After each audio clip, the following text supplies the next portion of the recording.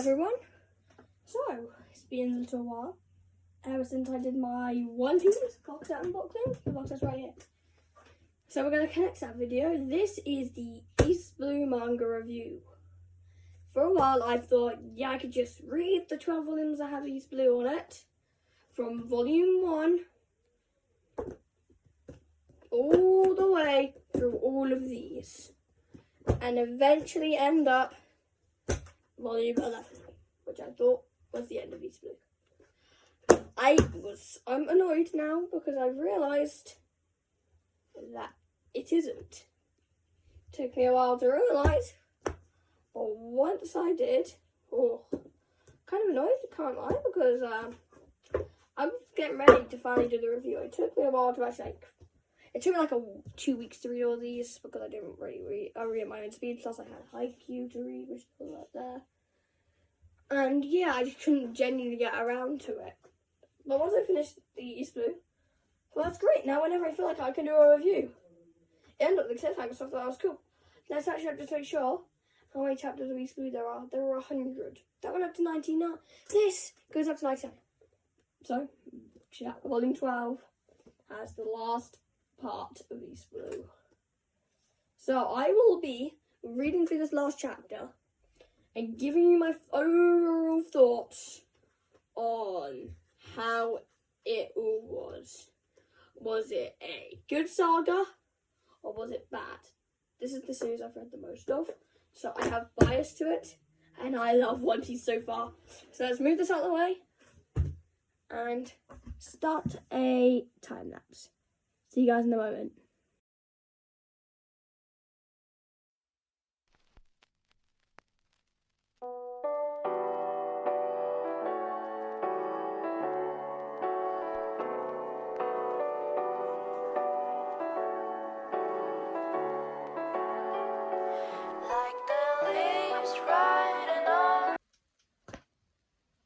Done.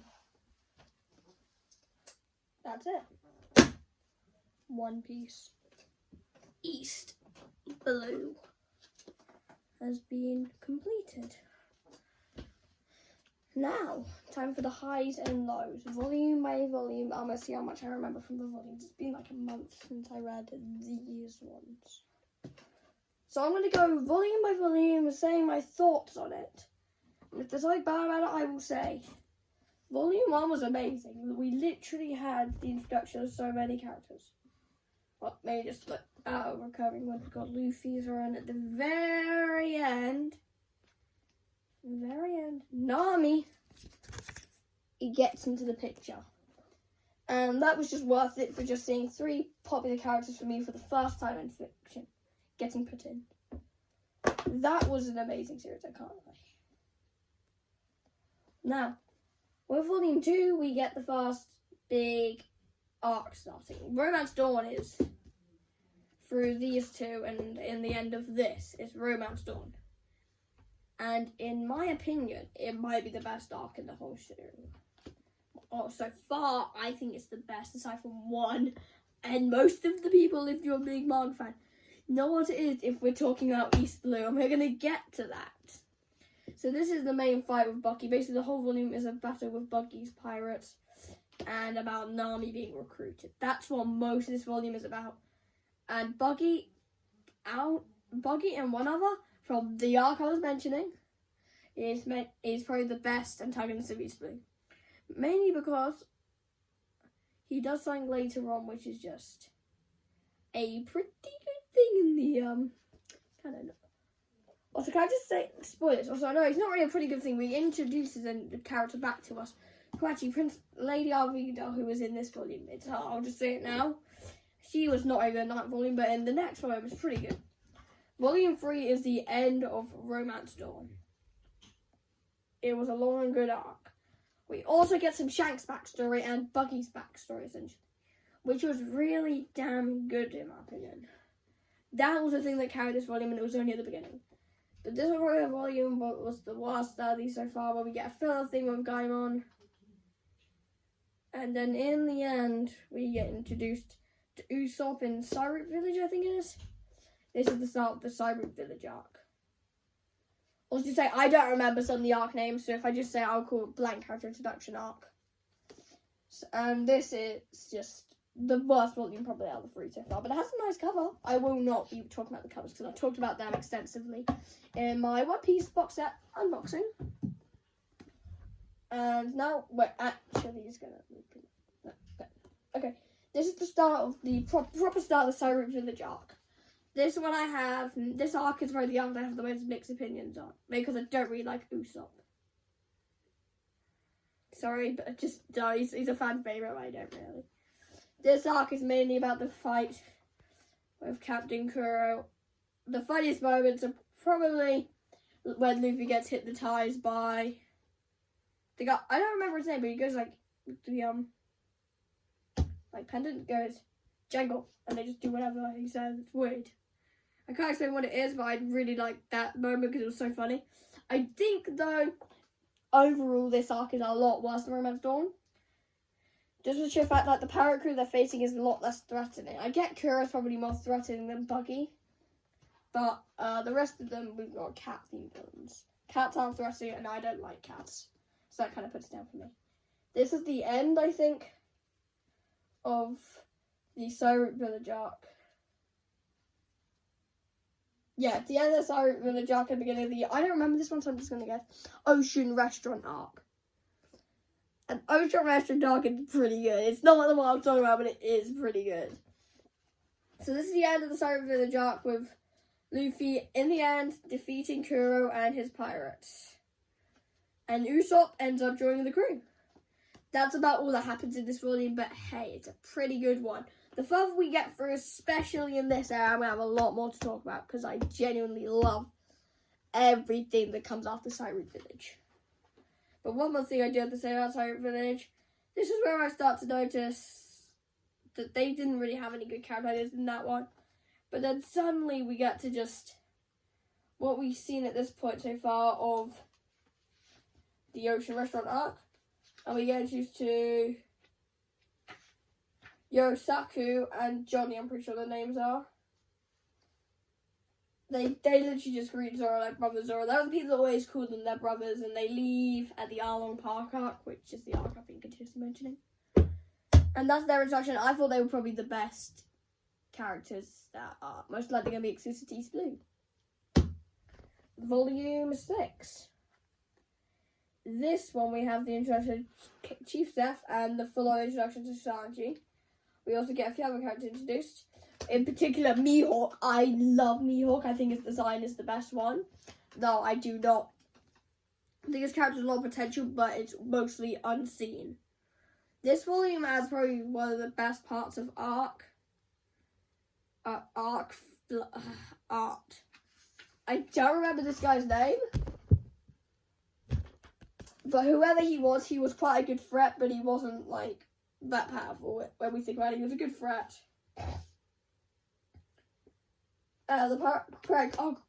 Craig's like, it's John Craig? John Craig, I think his name is. If I'm wrong, I'm sorry. And the main highlight of this volume is 100% Zoro versus Mihawk. That's all I've got left to say on volume 6. Also, this is probably my least favourite cover from East Blue. Sorry. Volume 7 sees the main battle being set in motion. This is most of the battle happening here. And yeah, we also just got the character popularity poll. This is where I'm probably going to be coming back for the names. Where we have characters like, oh, I forgot about that. I gotta see about Zeph. Was that Zeph? Oh yeah, also in volume 1 we had Kobe. But yeah, I gotta say that most of this volume is most just fights. It's probably the one I remember the most. So Jin refusing. Oh, it's Don Craig. There we go. Jin trying to refuse Don Craig. I liked Jin quite a bit. He was probably the best character from this arc aside from Sanji himself. Don Craig, he was opposing, but his character was just... Now we have the finale of the Ocean Restaurant arc, where we get Sanji joining Luffy. And there we also, this volume just starts the best arc in the entire show. We also get something which I forgot to mention actually in the previous volume. Luffy being betrayed by Nami. I actually thought she betrayed him there. We're going to get into this. Also, I need to include spoiler warning at the beginning. Yeah, I hope I do. Let's go look through and you can just see from it. There's so many things happening. Luffy using so many different moves in this. It's one of the most action-heavy volume so far. Because quite a lot of had at least a decent bit of exposition. I also got to mention this earlier, that Sanji's backstory. I don't remember if it comes in here or the previous one. Where it came in, that was probably the best backstory. And then, funny enough, chapter 69. Funny number. Please laugh. I need to entertain you guys with likes. This is where Arlong Park starts, which is 100% the best arc in East Blue. We also get the end of Don Krieg, where Luffy loses some of his most powerful moves. Gum Gum Bullet is one I especially love in this series. It's probably my favourite move so far. And I hope that he uses it more often. We also, actually, I just remembered, we also get something else in this. Where it's like, yeah, we get some really funny Usopp things. Usopp is probably like the funniest part of this arc, even if I'm not the biggest fan of this character. Now that I'm saying that, actually, this is Nami's arc. And my god, Nami just had the best backstory in the show. We're going to get to that probably in this volume, actually. This is the volume where it happened. So I'm just going to say screw most of this arc. Actually, I'm going to try and find it. So this is basically the arc where Arlong's going to be chasing down Usopp, and we know the famous scene. And I'm going to find it. Oh, that's actually what happened. Nami kills Usopp. This is the end of Usopp's character. Usopp dies. Yeah. But then we get Nami's backstory, the highlight of the volume. We see that her and her sister grew up poor and without money. Well, that would make sense. Poor without. No, I'm just going to keep on going. And they're forced to grow food and steal. I don't remember what the food was they grew. Sorry. I think it was oranges. Yeah, it was oranges. And basically, it's just a really sad backstory for Nami. And then Arlong, when he came, kills Nami's carer.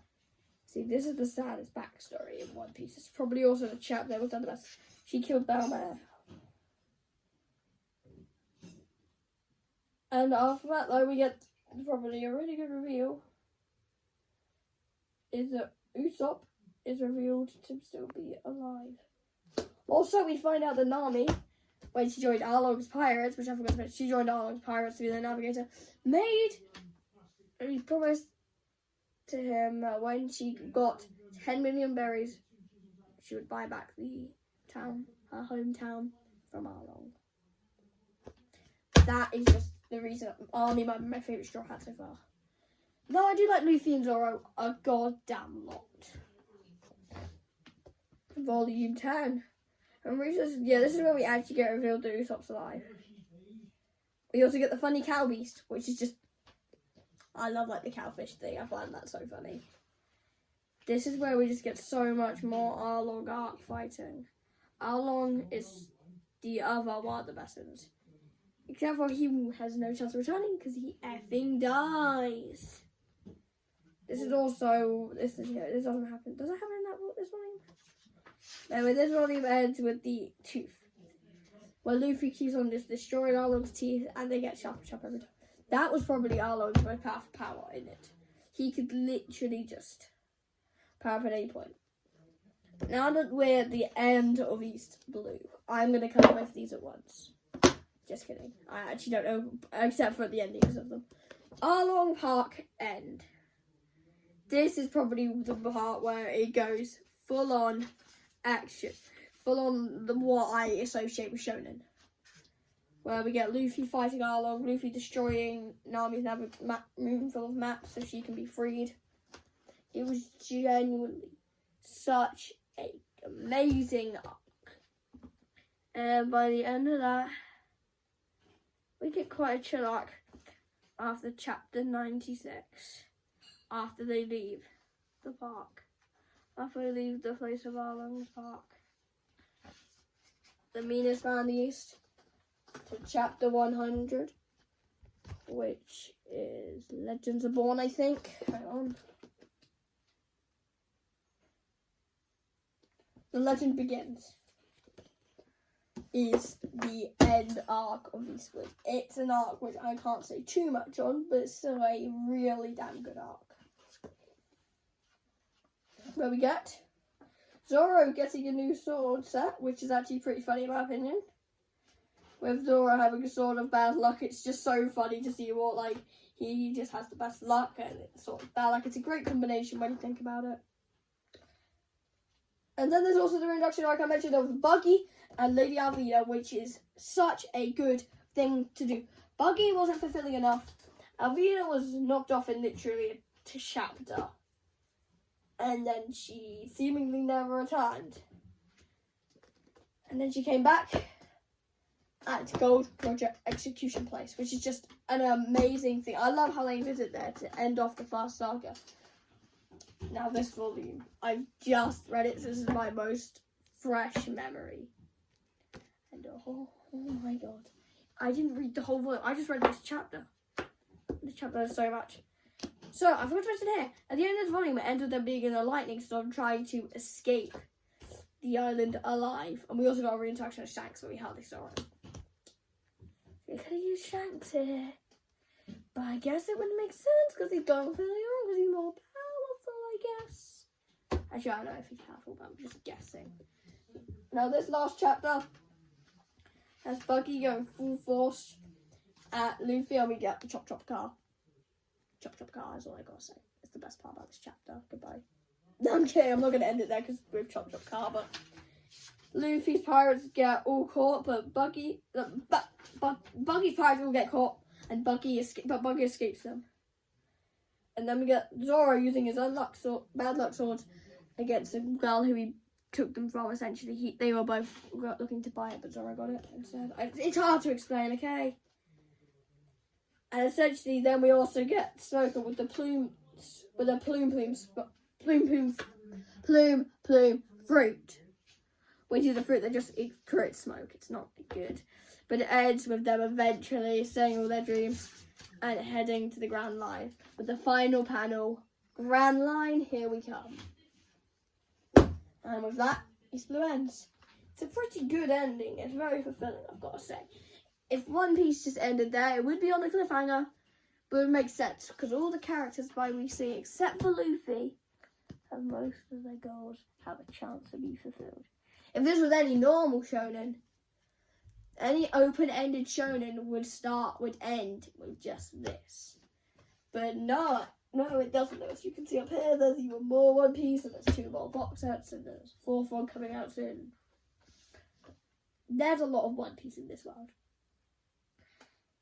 So, as my closing thoughts on these blue, I thought if I want to rank the arcs, it goes Siren Village, Romance Dawn, it'll be Siren Village, the random 4th chapter arc at the end. I don't know what it's called. I'm just going to call it Roger Execution arc. And we also have the Romance Dawn I put there, and the top 2 obviously are Ocean Village and Arlong Park. Arlong Park is genuinely the thing that just sold One Piece to me. It was amazing. Also, something I didn't mention was the Buggy side story, where most chapters you would have a thing about Buggy that was happening to him when he was just his feet and head. But yeah, that's my overall thoughts on East Blue. I would give it a 9 out of 10. Would be 10 out of 10 if Zero Part didn't exist and Usopp was introduced a bit better, but I didn't like Usopp's introduction. But hey, hardly anything in this world's perfect. It's possible, but extremely hard. So, thank you everyone for watching. Also, I'll probably be changing my name from Mav Motion, which I've had for so long, to Manga Mav. I want to thank everyone for watching. see you next time, which will probably either be, if I don't bother to upload for the rest of this month, August manga haul, which is everything I got this month combined. You can see a lot of it up here, because it was my birthday month. So, yeah. JJ Plushie's got to go up. And basically, that might be the next upload if Caststuff can actually finish the damn video. We could have my manga hunt, which I did in the end of May, a whole 3 months ago, actually done. I have a manga hunt that's been waiting for so long, which is why I refused to post most of my stuff, because I didn't want to spoil what I got at the home. But then I did a collection in the other ones, I guess it doesn't matter, I can upload what I want. But anyway, that's about it. So I want to thank you guys for watching, and I'll see you next time. Bye.